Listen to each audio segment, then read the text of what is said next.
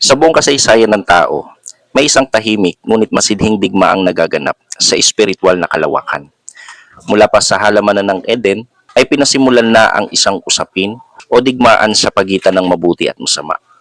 Ang tanging layunin at intensyon ni Satanas ay ilayo ang tao sa Diyos, hindi maisagawa ang layunin ng kanyang buhay at matutong maghimagsik o magrebelde. Nais ni Satanas na ganap na italikod sa Diyos ang buong sangkatauhan. Pero tandaan natin na ang kwentong ito ng Biblia ay hindi isang kwento ng isang katiyakan ng tagumpay ni Satanas, kundi isang kaparaanan ng Diyos sa kasaysayan kung paanong sa gitna ng tila pagtatagumpay ni Satanas ay kumikilos ang Diyos alang-alang sa kanyang mga hinirang.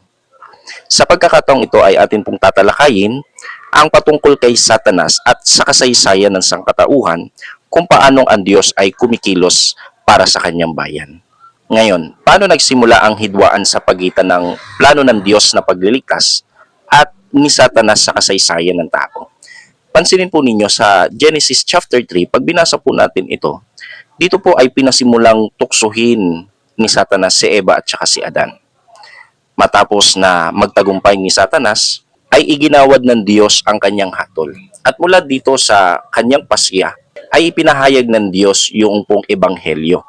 Kung tawagin po ay proto-evangelium, na kung saan bahagi po ng pahayag ng Diyos. Sinabi ng Diyos na ang binhi ng babae o si Jesus sa katuparan ang darating sa kasaysayan upang dumurog ng ulo ng ahas, si Satanas. Mula noon, ang buong kasaysayan ay naging target ng pag-atake ni Satanas upang hadlangan ang pagdating ng tagapagligtas. Ang sabi nga sa Bible, at pag-aalitin ko ikaw at ang babae at ang iyong binhi at ang kanyang binhi. Ito ang dudurog ng iyong ulo at ikaw ang dudurog ng kanyang sakong. Pansinin po ninyo mga minamahal, ayon po sa pahayag na ito, isang propesiya, mag-aalit daw ang babae at ang ahas, maging ang binhi nito at ang binhi ni Satanas. Gaya ng ating napag-aralan, ang katuparan po ng binhi ng babae na siyang dudurog sa ulo ni Satanas ay si Jesus. At ang binhi naman ni Satanas, ito naman po yung mga tao na pinili na maging ama si Satanas. Ito nga po ay ibinunyag ni Jesucristo sa kanyang pangangaral. Ang sabi niya, kayo'y sa inyong amang dyablo. So nagpang-abot ang binhi ni Satanas at ang binhi ng babae, which is Jesus. Ngayon, paano kumilos si Satanas sa panahon ng matandang tipan o Old Testament? Kumilos siya bilang taga-tukso at taga-akusa. Mapapansin po sa kasaysayan ni Job na mababasa sa Job Kapitulo 1 talatang 9 hanggang 11, dinala niya ang usapin sa harapan ng Diyos upang akusahan ang motibo ng tao sa paglilingkod. Madalas kasi sinasabi ng Diyos kay Satan na ipinagmamalaki ng Diyos ang pagsunod at pagiging matapat ni Job. Subalit, laging kinu-question ni Satanas ang motibo ni Job kung bakit niya nagagawang maging tapat sa Diyos. Ibig sabihin, meron lamang daw di umano na napapalang benepisyo si Job, kaya niya nagagawang maging tapat. Subalit kung alisin ang mga bagay na ito, ay itatakwil ng sino man ang Diyos, kagaya ng inaasahan ni Satanas kay Job. Sa unang Kronika 21 talatang 1, tinukso naman niya si Haring David na magmalaki sa pamamagitan ng pagbibilang ng hukbo. Sa Zacarias Kapitulo 3, talatang 1 hanggang 2, tumayo siya upang akusahan ang saserdoting si Josue. Ipinapakita nito na ang kanyang estratehiya ay maghasik ng pagdududa, kasalanan, at guilt. Mapapansin po kasi ninyo na nung panahon ng digmaan sa panahon ni Haring David ay hindi dapat binibilang ang hukbo sapagkat magkakaroon ito ng ibang epekto, lalo na kapag nalaman ng mga kawal ang tunay na bilang nila sa pakikipagdigma. Kapag nalaman nila o na-census kung gaano lang sila karami kung ikukumpara sa kalaban, baka panghinaan sila. Kung mas marami naman sila kaysa sa kalaban, baka ang tagumpay naman nila ay isipin dahil yan sa dami nila. Kaya hindi pinabibilang ng Diyos ang dami ng kawal sa panahon ng digmaan. Subalit, tinukso ni Satanas si David upang magkaroon ng pag-aalinlangan si David sa katapatan niya at pagtitiwala sa Diyos. Ngayon, anong matututunan natin sa limitasyon ng kapangyarihan ni Satanas sa matandang tipan? Mapapansin natin, may mga nagiging tapat sa kabila ng pagtukso ni Satanas, pero meron ding nahuhulog sa pagkakasala. Kagaya ng binigyan na nating halimbawa, si Job ay nanatiling tapat, subalit si David naman ay nakitang sumuway at nagkasala sa Diyos. Ngayon, kung ganun katindi yung kapangyarihan at kakayahan ni Satanas, makikita pa rin ba natin sa Biblia ang hangganan ng kanyang kapangyarihan? Sapagkat kung walang hangganan ng kapangyarihan ni Satanas, malamang na hindi natin makakayang talunin ang kanyang mga pakana or pagtukso. Sa Biblia, matututunan natin na hindi siya kapantay talaga ng Diyos. Sa kwento nga ng aklat ni Job, bago makahipo si Satanas sa buhay ni Job, kailangan muna niyang humingi ng pahintulot sa Diyos. Yan ay mababasa sa Job Kapitulo 1, talatang 12. Siya ay isang nilalang lamang na may mahigpit na tanikala. Hindi niya magagawa ang anumang bagay na hindi ipinahihintulot ng Diyos. Kaya nga mababasa natin sa Bible na hindi darating ang anumang pagsubok sa atin kung hindi natin ito magagawang makayanan. Ibig sabihin, hindi ibig sabihin mabigat ang ating kinakaharap na problema is wala na itong chance na malagpasan natin at manatili pa rin tayong tapat. Ang totoo, alam ng Diyos ang ating limitasyon at alam din ng Diyos ang pagsubok na ating dadanasin.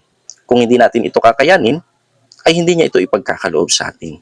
Kaya kung napakalaki at napakabigat ng ating problema sa panahong ito, tiyak na alam ng Diyos na kaya mo itong pagtagumpayan.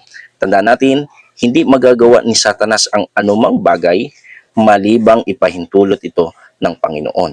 At kung hindi naman natin makakayanan ang isang pagsubok, hindi niya ito ipapahintulot sa atin. Ito ay isang napakaganda at mabuting balita na pinatutunayan sa kasaysayan ng Biblia.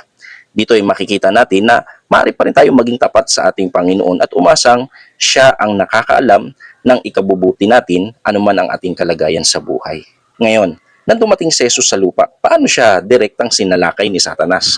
Sapagkat sa unahang bahagi ay napag-usapan nga natin na ginagawa ni Satanas ang lahat ng paraan upang hadlangan ang misyon ng tagapagligtas, which is makapaghandog ng isang haing pangtubos na ang bawat magbabalik loob sa Diyos ay masasakop po nito.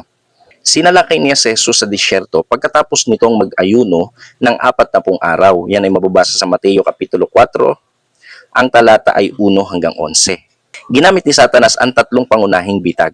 Ang pagnanasa ng laman, sabi niya ay gawin mong tinapay ang batong ito.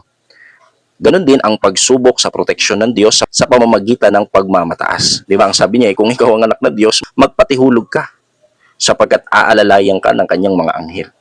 Ikatlo, ang shortcut sa kapangyarihan. Kaya nga sabi ni Satanas, ang buong sanglibutan ito na ibigay sa akin at kaya kong ibigay sa kanino mang ibig ko. Ibibigay ko ito kung ikaw ay luluhod, magpapatira pa at sasamba sa akin. So ipinapakita ng 3 pangunahing pagtukso na ito na ito yung isa sa pinakamabibigat na ginagamit ni Satanas upang ang tao ay italikod sa Diyos. Kaya nga may mga tao na para lamang kumita ng mabilisan at malakihan, sukdulang labag na sa kalooban ng Diyos ang kanilang ginagawa. Pero tandaan po natin mga minamahal, ang ganitong mga pagtukso ay ginamit na ni Satanas kay Jesus. Subalit nanatiling tapat si Jesus. Paano tinalo ni Jesus ang mga tuksong ito ni Satanas sa ilang? Tinalo niya ito sa pamamagitan ng matatag na paninindigan sa katotohanan ng kasulatan. Bawat pagtukso, kapansin-pansin na laging sumasagot si Jesus na susulat. Ibig sabihin, alam naman natin ang kasulatan ay salita ng Diyos. Ibig sabihin, parang niyang sinasabing, ayon sa aking Ama, hindi totoo ang iyong sinasabi. Ayon sa aking Ama, hindi totoo ang iyong mga pahayag.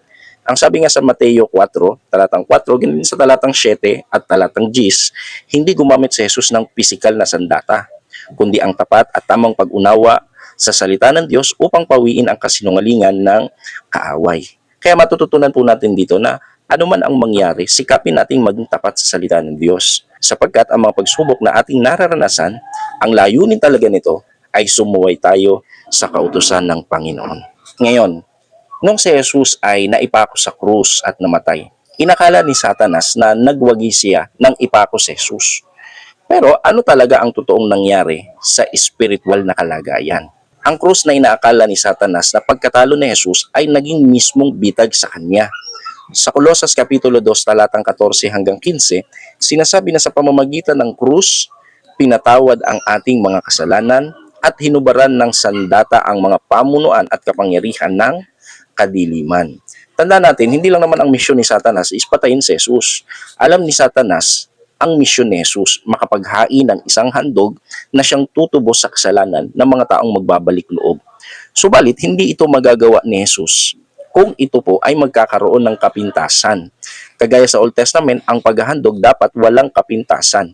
Sapagkat kung maghandog si Jesus ng may kapintasan, hindi po magiging eternal ang bisa ng kanyang pagliligtas. Ito ang isa sa pangunahing misyon talaga ni Satanas. Ipinapakita lang kasi ng ibang mga mangangaral na akala nila ang intensyon lang ni Satanas ay talaga patayin si Jesus. Hindi o, ang intensyon talaga ni Satanas gawing hindi eternal ang bisa ng paghahandog ni Jesus. Isipin nyo na lamang po ito mga kaibigan. Yun pong mga pinakain niya, tinulungan niya, pinagpakitaan niya ng himala, pinalakad niya, pinagaling niya, inalis niya yung ketong, sila pa mismo yung sumisigaw kay Pilato at sinasabing ipako siya sa krus. Sila pa mismo na tinulungan niya, sila pa mismo ang dahilan kung bakit natupad ang pagpapapako kay Jesus sa krus. Gano'ng kasakit yon na ang mismong mga kababayan mo na tinulungan mo, sila pa ang nagtraidor sa iyo sa bandang huli. Ibig sabihin, inaasahan ni Satanas na magtatanim ng sama ng loob si Jesus sapagkat konting kasalanan lamang ay sapat na upang maging hindi walang hanggan ang bisa ng paghahandog. Subalit alam natin na imbis na magalit si Jesus, siya pa ay nahabag sa kanyang mga kababayan. Kaya naisagawa niya ang paghahandog ng may katapatan, perpekto at may pangwalang hanggan ang bisa. Sa Hebreo Kapitulo 2 talatang 14, ipinapaliwanag na sa pamamagitan ng kanyang kamatayan, nilupig ni Jesus ang dyablo na siyang may hawak ng kapangyarihan ng kamatayan. Ang krus ang naging pinal na hatol sa pagkatalo ni Satanas. Ibig sabihin, sa pagtanaw natin sa daloy ng kasaysayan, malinaw ang isang katotohanan. Si Satanas ay isang kaaway na tinalo na. Sinubukan niyang hadlangan ang plano ng Diyos sa matandang tipan, ngunit nabigo siya. Sinubukan niyang ibagsak si Jesus sa disyerto at sa krus, ngunit ang muling pagkabuhay ni Jesus ang naging selyo ng walang hanggang kabiguan ni Satanas. Ang kasaysayan ay nag-iiwan sa atin ng katiyakan. Ang kapangyarihan ng kadiliman ay may hangganan. Bilang mga tao, hindi natin dapat katakutan ng isang kaaway na hinubaran na ng sandata ng kapangyarihan ng Diyos. Ang kailangan na lamang natin gawin ay manatiling tapat, mapagbantay, at nakatayo sa tagumpay na nakamit na para sa atin mula pa sa pasimula.